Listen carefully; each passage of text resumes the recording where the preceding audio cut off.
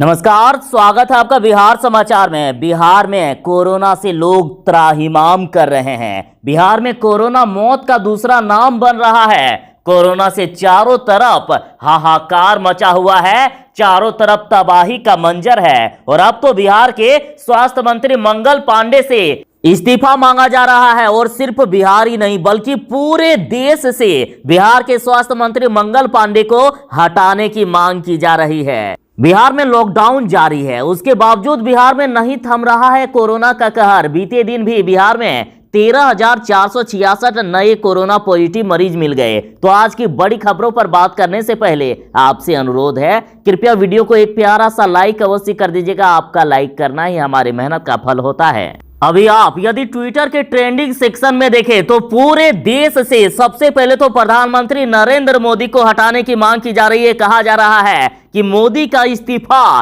रखोगे कहां। उसके साथ ही प्रधानमंत्री नरेंद्र मोदी से इस्तीफा मांगा जा रहा है। हैशटैग मोदी जी इस्तीफा दो पूरे देश में ट्रेंड कर रहा है। और साथ ही बिहार के स्वास्थ्य मंत्री मंगल पांडे से इस्तीफा मांगा जा रहा है। हैशटैग रिजाइन मंगल पांडे अभी ट्विटर पर ट्रेंड कर रहा है, पटना में ट्रेंड कर रहा है। 77,000 से भी ज्यादा रिट्वीट हो गए हैं। सबसे पहले बात कर लेते हैं कोरोना अपडेट की। तो बिहार में बीते दिन 13,466 नए कोरोना पॉजिटिव मरीज मिल गए। और पटना की हालत इतनी खराब है कि देख लीजिए, फिर से पटना में 2,410 नए कोरोना पॉजिटिव मरीज मिलने के साथ ही पटना में तबाही का मंजर छा गया।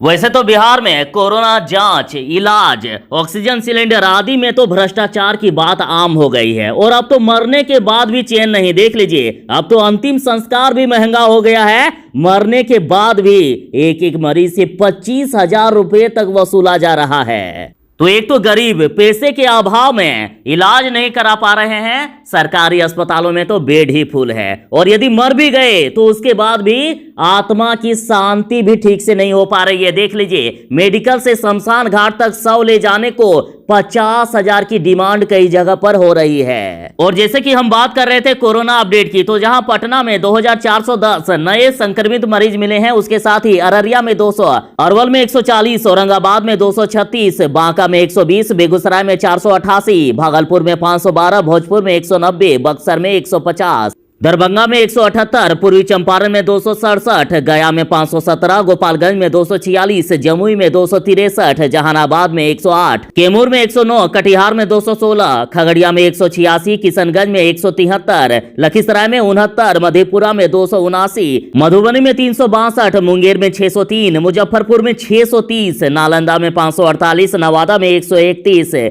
पूर्णिया में 459, रोहतास में 140, सहरसा में 285, समस्तीपुर में 378, सारण में 509, शेखपुरा में 90, शिवहर में 89, सीतामढ़ी में 160, सिवान में 425, सुपौल में 513, वैशाली में 509, पश्चिमी चंपारण में 537 नए कोरोना पॉजिटिव मरीजों की पहचान हुई। उसके साथ ही बिहार में कुल एक्टिव मरीजों की संख्या 1,15,066 तक हो गई है। और वैसे तो पूरे बिहार में मौत के आंकड़े काफी भयानक है। आंकड़े देखकर भी रूह तक कांप जाती है। और पटना का हाल भी काफी बेहाल है। देख लीजिए, बीते दिन पटना में 29 लोगों की जान चली गई है और ये सरकारी आंकड़ा है।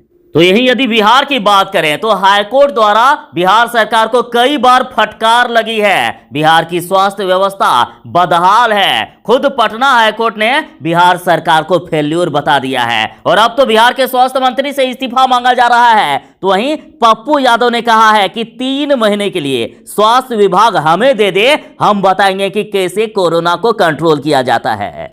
पप्पू यादव बोले हैं कि मुख्यमंत्री नीतीश कुमार आपदा के वक्त अपना चेहरा चमकाने के लिए काम कर रहे हैं। उनके पास प्रदेश की जनता को बचाने के लिए कोई इच्छा शक्ति नहीं है। अगर इच्छा शक्ति है तो प्राइवेट अस्पतालों में जारी लूट और रेमडेसिविर वितरण में धांधली को अविलंब कार्रवाई करते हुए रोकें। उन्होंने कहा है कि यह बिहार का दुर्भाग्य है कि बीते 3 सालों से कोई सीनियर रेजिडेंट डॉक्टर बहाल नहीं हुए हैं। और अब बहाली भी हो रही है तो सिर्फ 3 महीनों के लिए। साथ ही पप्पू यादव ने कहा है कि जब राजस्थान की सरकार घर घर दवाई पहुंचा सकती है, अपने लोगों का 5 लाख का बीमा करवा सकती है, तो बिहार सरकार आखिर ऐसा क्यों नहीं कर सकती है। उन्होंने कहा है कि आंध्र प्रदेश की सरकार अपने यहां प्राइवेट अस्पतालों में कोरोना का फ्री इलाज करवा सकती है, तो आखिर बिहार क्यों नहीं कर सकती है। हम सरकार से मांग करते हैं कि अभी बिहार में सभी विकास की योजनाओं को बंद करके लोगों को बचाने के लिए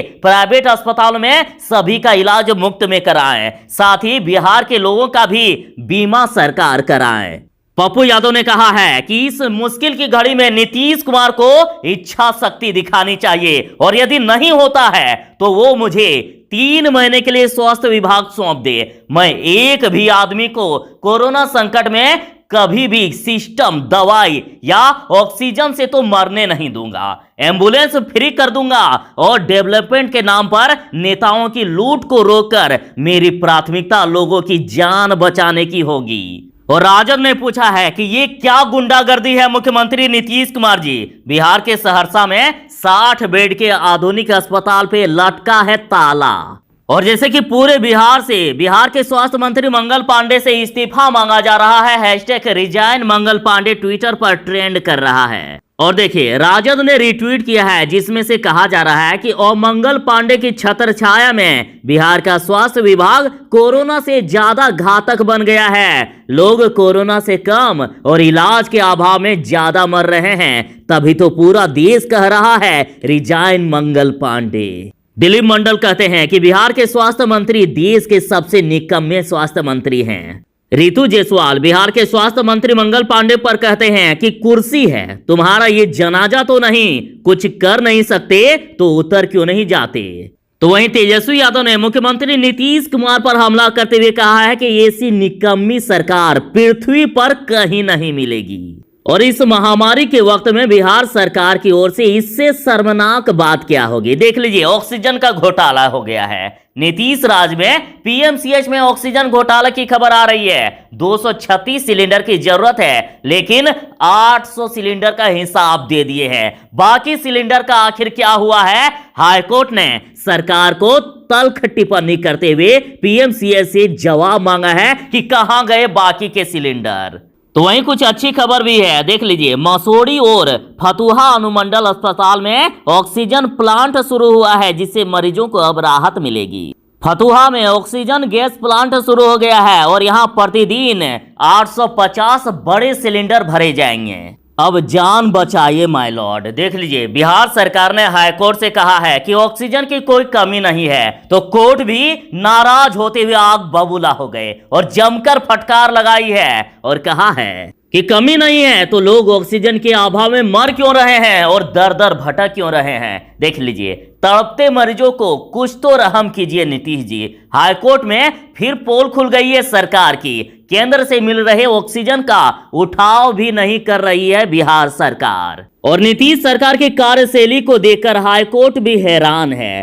तय ऑक्सीजन का उठाव भी नहीं कर पा रहे हैं अधिकारी और बिहार में मरीज मर रहे हैं। इससे शर्मनाक बात और क्या होगी। अब नीतीश सरकार से हाईकोर्ट भी नाराज है, और जहां सरकार की तरफ से यह वादा किया गया था कि 1 मई से 18 से 45 साल वालों को कोरोना की वैक्सीन लगाई जाएगी, लेकिन अभी तक इसका अब कुछ अता पता ही नहीं है कि आखिर कब से शुरू होगा। तो हाईकोर्ट ने भी सरकार से पूछा है कि आखिर कब शुरू होगा 18 से 45 वालों का वैक्सीनेशन। तो खबरें तो बहुत सारी है जो आपके साथ करनी है। फिलहाल इस खबर में इतना ही। अगले वीडियो में आपसे विस्तार से बात किया जाएगा। अगली अपडेट बस थोड़ी ही देर में आपके सामने होगी। और हाँ, जो चैनल पर नए हैं, चैनल को सब्सक्राइब करके आपकी सेवा करने का एक मौका अवश्य ही प्रदान करें। तो ये थी फिलहाल तक की अपडेट। तो चलिए मिलते हैं ऐसे ही नई अपडेट के साथ बस थोड़ी ही देर में एक नई वीडियो में। तब तक के लिए दीजिए इजाजत। बाय। जय हिंद। भारत माता की जय। घर में रहें, सुरक्षित रहें।